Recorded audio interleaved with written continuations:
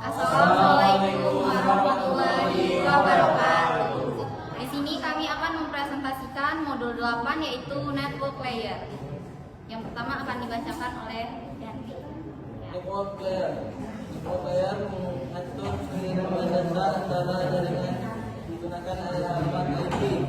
IP adalah proses membungkus data menjadi paket IP. IP memiliki sifat connectable. Paket dikirim tanpa koneksi khusus.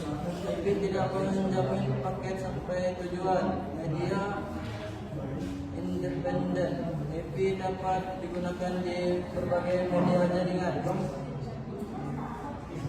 Selanjutnya akan disampaikan teman saya.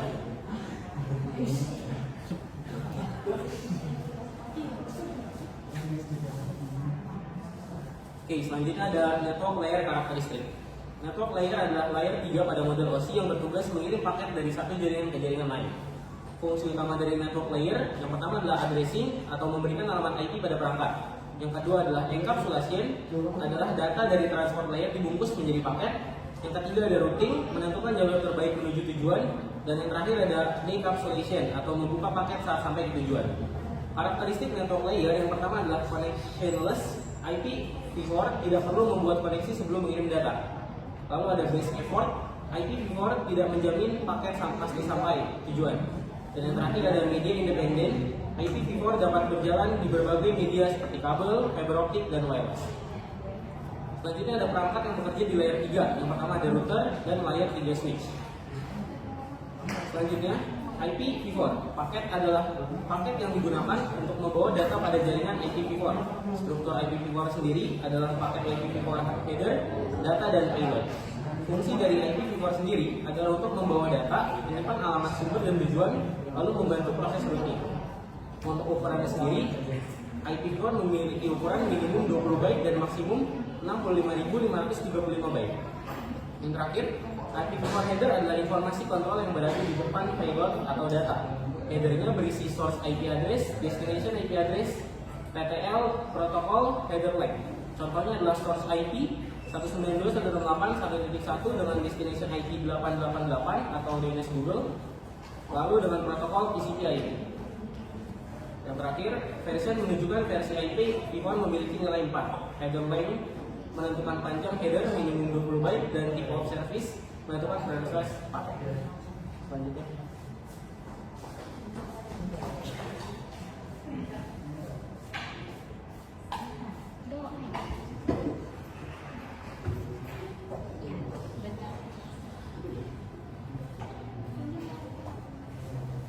Selanjutnya ada unification atau of IP4 yaitu punya alamat 32 bit, jadi jumlah alamatnya terbatas. Kenapa? Karena di sekitarannya itu ada 43 miliar alamat IP. Karena sekarang perangkat internet makin banyak. Lalu ada IP6 yaitu memakai alamat IP 128 bit sehingga jumlah IP sangat banyak. Lalu ada menghilangkan nol depan. Ada double floor dan jenis addressnya itu ada unicast, multicast, anateki, dan tipe unicastnya ada global unicast dan link lokal dan block back dan unicast address. Lalu paket feeder field IP. Nah, dibuat lebih sederhana dibandingkan IP4 supaya routernya lebih cepat. Lalu ada IP6 paket feeder. Bagiannya itu ada version tracing, flow global, dan next feeder, log limit, dan distance addressnya. Lalu selanjutnya bisa dibacakan.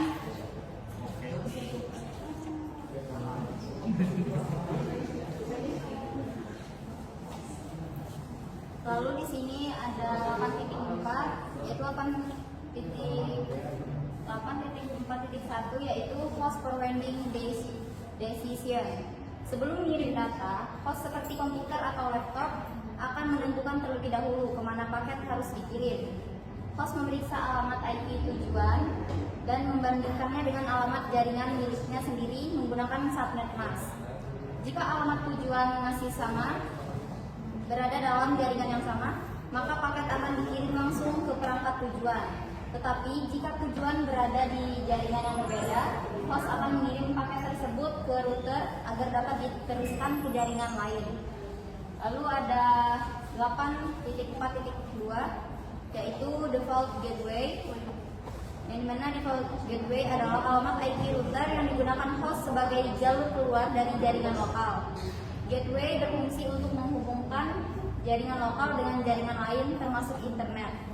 Setiap host biasanya memiliki satu default gateway yang sudah dikonfigurasi secara manual atau otomatis melalui DHCP. Jika host tidak memiliki default gateway, maka perangkat hanya dapat berkomunikasi dengan perangkat yang berada dalam jaringan yang sama. Contohnya IP komputer 192.168.1.10, lalu subnet mask 255.255.255.0, lalu default gateway 192.168.1.1. Pada contoh tersebut, semua paket yang dikirimkan keluar jaringan 192.168.1.0 akan dikirim ke router 192.168.1.1. Lalu berikutnya ada 8.4.3 yaitu host router to the default gateway. Ketika host ingin mengirim data ke jaringan lain, host akan melakukan beberapa langkah. Yang pertama, host menyadari bahwa alamat tujuan berbeda network. Kemudian, host mencari MAC address dari default gateway menggunakan proses ARP atau Address Resolution Protocols. Setelah MAC address router ditemukan, host akan membuat frame dan mengirimkannya ke router. Router kemudian akan meneruskan paket ke jaringan tujuan melalui proses routing. Proses ini memungkinkan perangkat dalam jaringan lokal dapat terhubung dengan internet maupun jaringan lain yang berbeda. Lalu selanjutnya ada 8.4.4 yaitu host routing tables. Host memiliki routing table yang digunakan untuk menentukan jalur pengiriman paket data. Routing table berisi daftar rute yang diketahui oleh host. Informasi di dalamnya meliputi network destination, subnet mask, gateway, dan interface jaringan. Routing table membantu host menentukan apakah paket harus dikirim langsung ke perangkat tujuan atau melalui default gateway. Sistem operasi seperti Windows dan Linux secara otomatis membuat routing table saat perangkat terhubung ke jaringan. Perintah untuk melihat routing table pada Windows yaitu root print, lalu pada Linux yaitu id root. Selanjutnya akan dibacakan.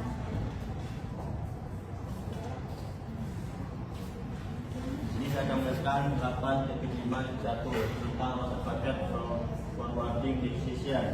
Itu router bertugas meneruskan paket data dari satu jaringan ke jaringan lain saat menerima paket. Kemudian router membaca alamat IP tujuan, router mencari jalur pada routing table. Router memilih jalur terbaik, paket diteruskan melalui interface yang sesuai. Jika tidak ada, router menggunakan default route. Kemudian 8.5.2 yaitu IP router routing table. Routing table adalah daftar informasi jalur jaringan yang dimiliki router. Isi router table adalah network tujuan, subnet mask, next hop, interface keluar, kemudian semua routing table. Directory Connected Networks, test dynamic routing protocols. Routing table membantu router menentukan kemana paket harus dikirim. Kemudian 8.5.3 static routing. Routing adalah yang dikonfigurasi manual oleh administrator. Ciri-cirinya jalur tetap tidak berubah otomatis untuk jaringan kecil. Kekurangannya yaitu sulit dikelola pada jaringan besar, harus diubah manual jika ada perubahan jaringan. Kemudian 8.5.4 dynamic routing. Dynamic routing menggunakan protokol routing agar router dapat membuka informasi jalur secara otomatis. Kelebihannya otomatis menyesuaikan perubahan jaringan efisien untuk jaringan besar. Kemudian 8.5.5 Router IPv4 menggunakan roti tabel untuk membaca alamat tujuan, menentukan jalur terbaik, dan mengirim paket ke next hop. Kemudian 8.5.7 bagian ini menguji pemahaman tentang fungsi router, cara kerja routing, routing table, dan perbedaan statik dan dinamik routing. Kemudian jalur paket data dalam jaringan. Kesimpulannya, routing memungkinkan komunikasi antar jaringan dengan bantuan router.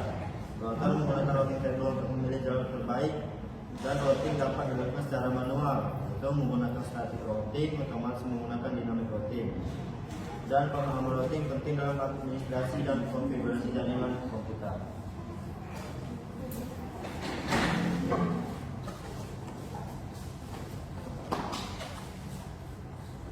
Sekian presentasi dari kami akhiri. Wassalamualaikum warahmatullahi wabarakatuh.